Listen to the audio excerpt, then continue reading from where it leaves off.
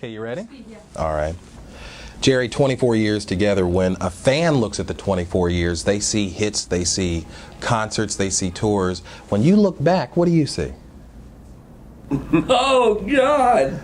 I see, a large part of my life I've spent doing something which has turned out to be more fun than I thought it was going to be. And it's lasted way longer than I imagined it might, and it's taken me places that I would never have ever imagined. So it's hard to separate myself from from the experience. I mean, after all, it is my life. It's like for me, it's 24 years of all kinds of stuff like everybody goes through. Life and death, and kids growing up, and stuff happening. And the Grateful Dead has been this one constant, continuous source during the whole thing. So it's a big chunk. It stopped being stuff like a career or a band or even a family and that kind of stuff a long time ago. It's gone way past that. By now. When you first started, I wouldn't exactly call the Grateful Dead mainstream. No, yeah. But now here it is. Don Henley's got lyrics about Deadhead stickers on a Cadillac. Yeah. You've got you've had a top 10 single. Are the Grateful Dead mainstream in 1989? I don't know whether we're mainstream or not, but we've certainly become a kind of a cultural artifact of some kind. It's hard to tell whether or not our music is accessible to the large America, but we always thought it was. I'm the wrong person to ask that question, really. We'll see. If this next record does really well, then then we're somewhere. If we're not in the mainstream, we're pretty close to it. How did Touch of Grey, that success, change the band? Or did it? It didn't really change it very much. No, mostly it made it so that now having lunch with record company guys is very comfortable. They're really nice. That's probably the main in terms of the quality of life. It really it's hard for us to separate our regular slow continuous success with that record. By the time that came out, we were already doing pretty well, so it's really hard to gauge it, whether it's added lots of new people to our audience or, it's just, there's no way to measure it. So it's more a kind of a surprise, kind of a left field thing, but it hasn't really affected us too much. I think, if anything, it's given us more confidence about making records. I feel like, well, maybe, hey. I read a lot of definitions of, or the definition of deadheads. What's Jerry Garcia say? What's a deadhead? About deadheads? Yeah. Oh, God. You're really getting me today, aren't you? Deadheads, my experience with them is again, it's hard to characterize. It's been a long time now, and there's been lots of them, and they come in all shapes and sizes and forms, and they're everything from street people to solid professionals. They're all over the place. They're on Capitol Hill. They're in part of Heart and Lung team. Out in Sacramento. They're everywhere. They've permeated society. They've become mainstream in a way. There's a lot of mainstream deadheads. Even the New York City Police Department's got a lot of deadheads, and they're all over the place. So it's like that's kind of fun. You meet people who are. The mayor of Milwaukee, was comfortable enough to bring him and his wife come to the show. Hey, I'm the mayor of Milwaukee. Oh, sure, yeah, me too. No, I am really, he says, and he brings out the car. The guy really was the mayor of Milwaukee and a really nice guy, and it's kind of, that part of it is kind of encouraging that it's not something that's just. It's like there is this little culture of people who identify themselves by something that they like and something that's a good thing in their lives. It's broad. That's the deadheads are not. They don't fit into a category real easy. One thing, you take care of your fans in terms of the way they can get tickets through the mail, newsletters. There seems to be a genuine love for the fans of the Grateful Dead from the band. Yeah, well, they're paying the rent, you know. I mean, they're the ones who keep this happening as much as we are. You know what I mean? They've invented us just like we've invented them in a way. I mean, you know, there's a mutual thing happening there. I mean, but that's true with every band, really. It's just whether or not the band chooses to deal with it or not. Really, I mean, you don't exist without your audience. It's that simple, really. So, I mean, our audience has been particularly giving in that they aren't. It's not like a showbiz audience, you know what I mean? They come as much to be there and enjoy each other probably as for any specific concert. I mean, they don't come to hear us do our hits. You know, we don't have any hits. You know, they come to hear us do whatever we're going to do, or to try stuff, or to hear something new, or to hear us do old stuff, or to hear us even have a bad night. You know, sometimes, and it's still the experience is still rewarding for them for reasons that may not have anything to do with the music, but just the idea of being someplace and celebrating their own existence or something like that. You know? In the early days, the Grateful Dead, there were times they were saying that you guys, I won't say broke, but weren't rolling in dough. Broke is good. Yeah. Broke says it. But somewhere in there, you're very organized with the tickets, with T-shirts, with newsletters. Where did that organization, how did that begin? Well, it evolved very slowly from that thing of being broke, you know. I mean, hey, we're broke, you know, somewhere back there. Actually, from very early on, we were doing pretty well at supporting ourselves. I mean, it really, I mean, once you're making a living, you know, everything above and beyond that is extra. So we started making a living before we even made our first record. We were doing pretty well and playing at the ballroom scenes in San Francisco, the Fillmore and the Avalon in those days. So we were doing it. We were making a living. Going through the thing of starting to. We got into trouble in a couple of situations because of stuff like spending too much money producing a record. Now, when you're not making all that much, but just making enough to get by, and all of a sudden you have a record, a bill, back in those days, like of $150,000 to make a record, you're broke, you know, then you're in the hole.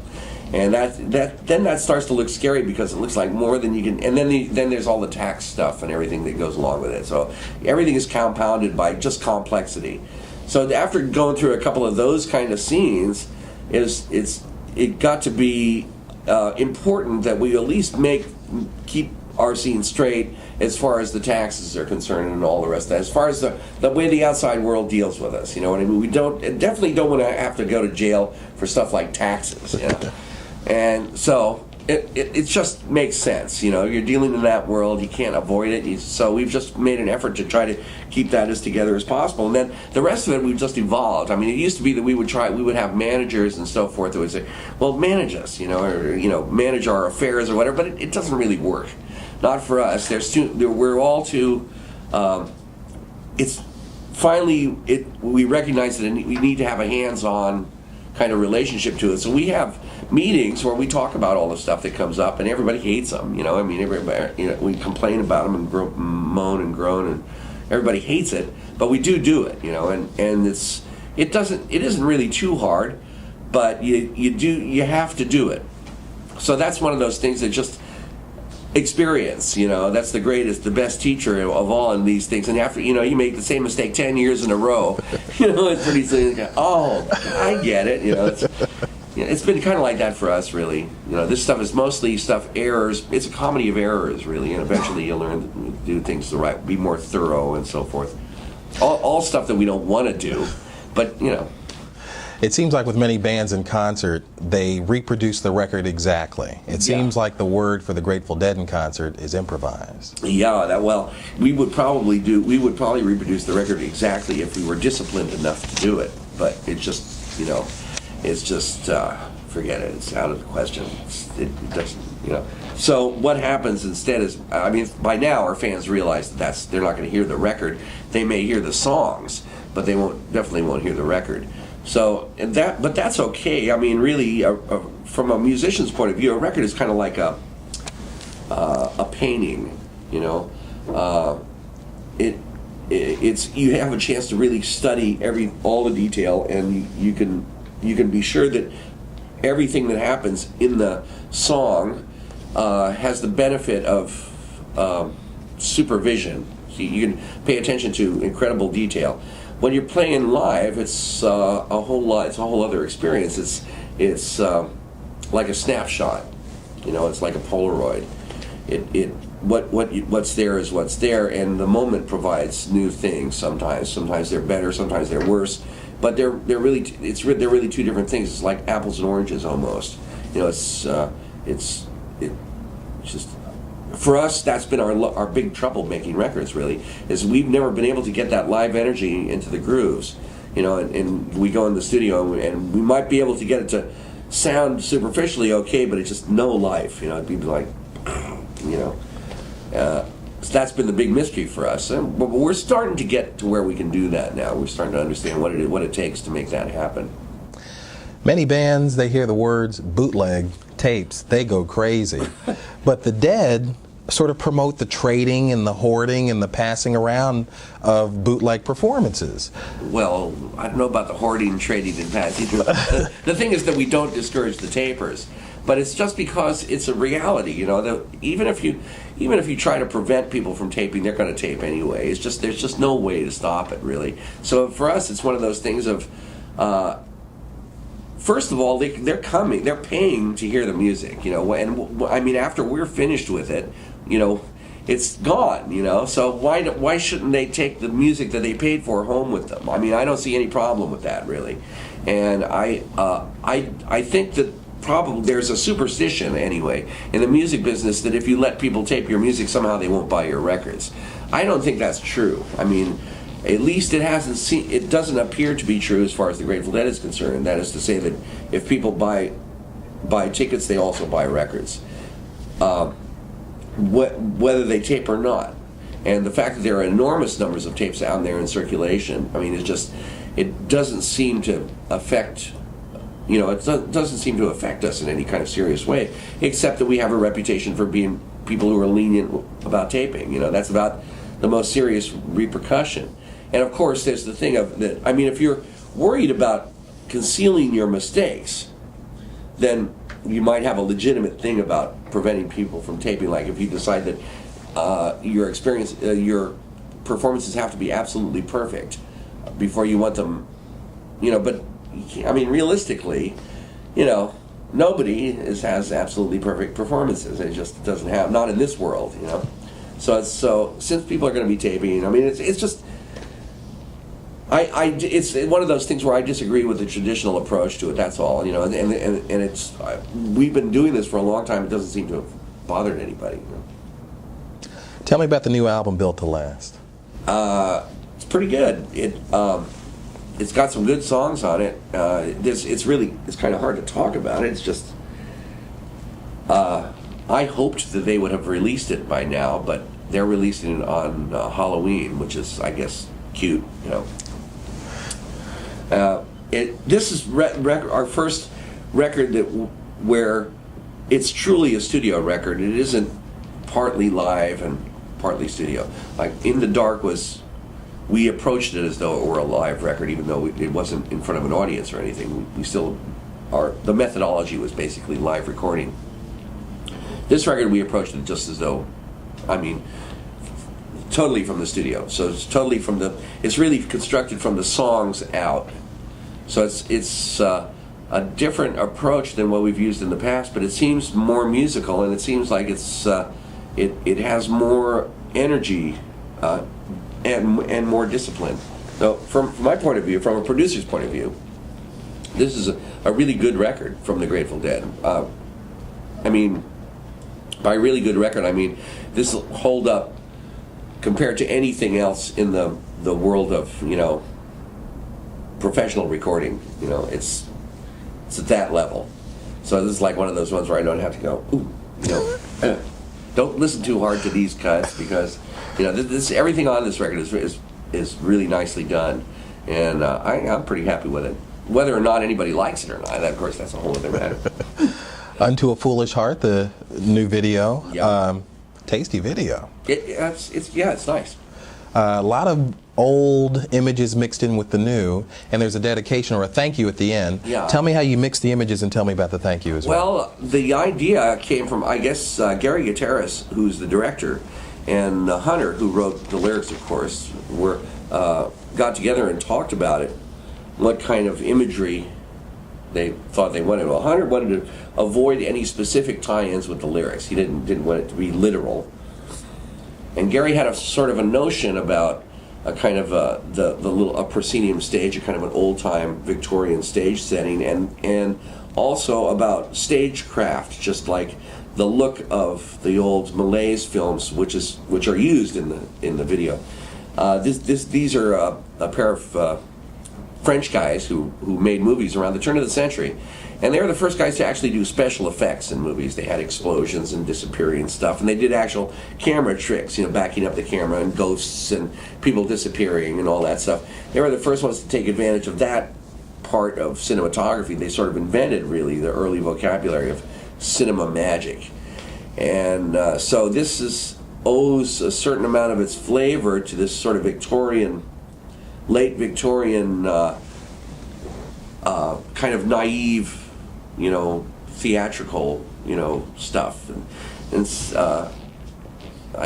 just one of those things that Hunter has always loved this kind of stuff, and Gary Gutierrez is also a fan of it too, and me too, and it's just it sort of tumbled into place. And also with Gary, when working with him, we always give him ridiculous restrictions. It's like, okay, Gary, you can we want you to do the video, but you can only have the band for 20 minutes.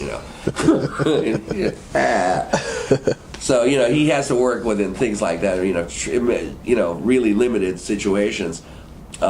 So he doesn't get as much cooperation as probably make sense. But the band is like very difficult on photographers, and in any kind of situation that requires performing, it's not our forte.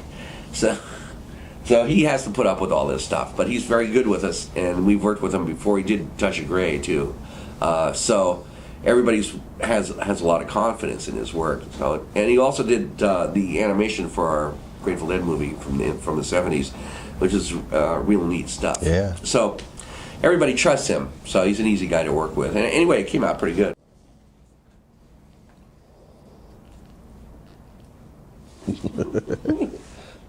Most of the time, they don't like to have to cut to smoke. Yeah. Ready? Okay. With the growing, even bigger popularity of the band, with some of the Deadheads, there have been a few problems along the road, but the band has really responded to that. Well, there's no problem that's specifically the audience's or specifically ours. It's always all of ours. You know what I mean? The responsibility is always joint. Okay. There, so when stuff happens, like if there's any confusion at a show or violence or anything that upsets the local populace, it always falls on us anyway. So we have to deal with it. It's unfortunate to have to start to try to tell people what to do outside of the concert. You know what I mean? It's we're not the government, we're just musicians, and it's enough to try to control what's going on inside the show. That in itself is difficult, and just the idea is repellent to the idea of we're going to now start telling people how to behave. Who has the right to do that? Certainly not us, So it's one of those things where really all we can do is open it up, turn it into a dialogue of some kind, and say, here's what they tell us.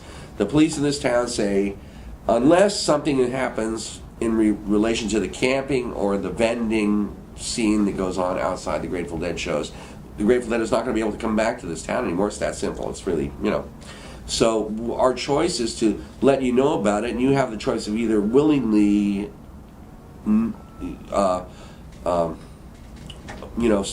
stopping that kind of stuff or avoiding that kind of stuff, or else it's just there's not going to be nothing. So the choice is it's dire like that. Some places deal with it better than others, and it's not one of those things that's an entirely black and white situation. It really seems to be area sensitive. So some places where there's residential zones near a concert facility, that's kind of the worst stuff. And in the kind of places where we're playing more than one day. So like a one-shot deal is no problem. It's just like a sporting event. The audience comes, they can be as rowdy as they want. They're gone the next day. But when it's 2 or 3 days, then that's when problems start. So it really is partly us juggling the places that we appear based on availability and what kind of facilities are available, and coming to grips with this in terms of the towns on a kind of a one-on-one basis. That's really the only way to do it. So some of the towns have people who are pulling for us, say, hey, we want the Grateful Dead to come to town. It works out good for us, and maybe another part of the town is saying, hey, no, we don't want them back here no matter what. So sometimes it's that kind of thing. It's a complex deal, but we try to address them individually. Each place, each venue, and we expect for the fans to be sympathetic to whatever is required there. It's one of those, you have to, we've never had to deal with this kind of stuff before. It's like you can get so successful, but then now it's a whole other, so we're at the level now where we're topping out in terms of success, and it turns out that there's a whole bunch of new problems that are, Okay. So either we have to define how we're going to do this by either some really incredibly creative solutions, or else we're going to have to restrict where we play, or something like play in certain centers, so that we play like on the East Coast for say 3 months at some place, and everybody from the whole area could come. There's any number of possible ways to go, but we do have to deal with it. So video becomes an alternative, and all these other things. So we're trying out what we can, because we don't want to find ourselves out of existence because we're too successful. It seems silly. When you were a young man just getting into rock and roll, did you have any idea of the road that was before you? And are you pleased with how it's turned out? Oh yeah, it's turned out a million times better than I could have imagined.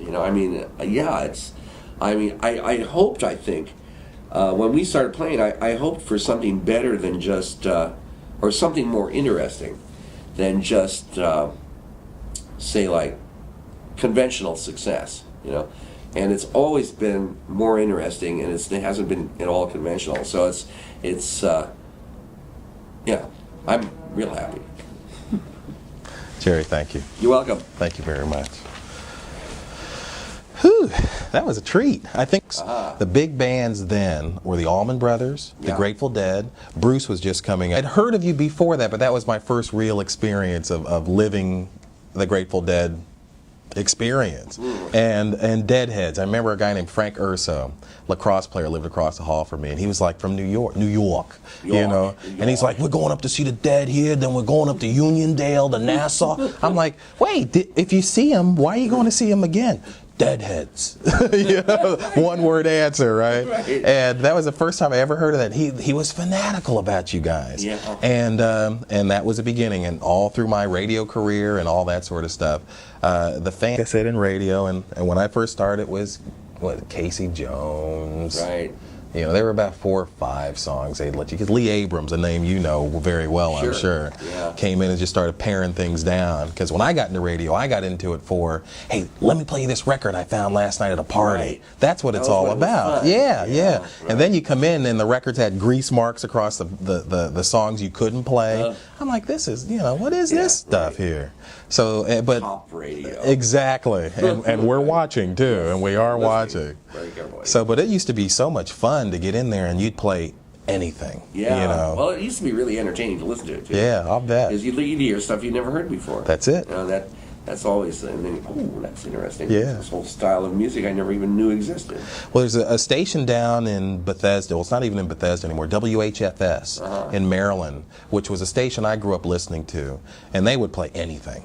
Anything, and you'd click it on, like I said, and you'd let it go for half an hour or an hour and think, And sometimes they tell you what they played, sometimes they wouldn't. Right. But it was always entertaining, and it made you Yeah. think a little bit too, because it wasn't like, oh yeah, Led Zeppelin, oh yeah, Rolling Stones. You know, Right. it wasn't like that. Right. And that's the way radio should be. Should make you think a little bit. it's- You know. Yeah. Well, there was that good period of time back there where I don't know, maybe it'll come back again or something. Well, you know what, It'll surprise everybody. That's it. They're gonna go Let's say it'll be freeform. Tremendously successful. Yeah. Like weird shit. Yeah. They'll say freeform. What a concept. Right. Right. Tom Right. Donahue rises again. Tom Donahue, there's a name I haven't heard in a while. Yeah. Like this? Okay, well, my neck is fucking killing me. Mine is too. Yeah. So, Only sit like this. yeah. So, NEW, I came to NEW late in the game of freeform radio. It was like 6 years ago now. I was on with him for 3 years. Scott, great guy, the professor. I love him. Scott, so is happening. Incredible. Yeah, and Dave Herman, might you know Dave as Yeah, well? yeah. All those guys. Yeah. But to me, it was like, hey, going to the Vatican of rock and roll, Oh, with yeah. Scott being the Pope. Yeah. Because every DJ in the country, you aspire to hit NEW FM. That's the one. Oh, you man, know? Scott was he's an amazing guy. I'll be seeing him sometime this week probably. Yeah. Monday. He was one of the first guys to really start supporting us in a Yep. big way. Yeah. In the Big Apple. Yeah. Well, give him He's a my great best guy. when you see him. I will. You know. He was also the first guy I ever saw who was like the consummate pro. You Yeah. know, I mean, he used to drink those tumblers of scotch. That's right. man. He doesn't do that anymore. No, he doesn't. He's standing up, and he'd cue up turntables. Yeah. And NEW commercials FM. and that voice, Yeah, and Scott, he'd be so- interviewing you at the same time. It was unbelievable. It was incredible to watch him. He was amazing. Jerry, when I auditioned, so to speak, for the show, they called me up from another radio station, and so he calls everybody Fats. Hey, Fats, how you doing, Fats? Right. And so he said, let's go out to dinner. And so we go out to dinner, and what we did, we went from bar to bar to bar. And I'm thinking, I was drinking Heinekens, just trying to Right. lowball it a little bit there. Right. And he's drinking scotch. By the end of the night, I thought, I think I have the job, but I have no idea where I live. Right. I was smashed. Right, he was amazing. Stuff like this, interviews and stuff like this. That's about it, really. What do you like to eat? Oh, well, last night we were going to stop at Nathan's, me and Mickey, to drown our sorrows and some hot dogs, but the place closed at 10 o'clock, 11 o'clock or something. Yeah, I couldn't believe it. It's not right in New York. You should be able to get a 24-hour-a-day hot dog. That's I mean, right. come In on. New York, New you should. York. Hey. Yeah, right, well, New York is a great place to eat. Oh, I go down to Umberto's, too, and Little Italy, the clam house down there. They wanted me to get a picture there with Frank Sinatra and Pope and stuff.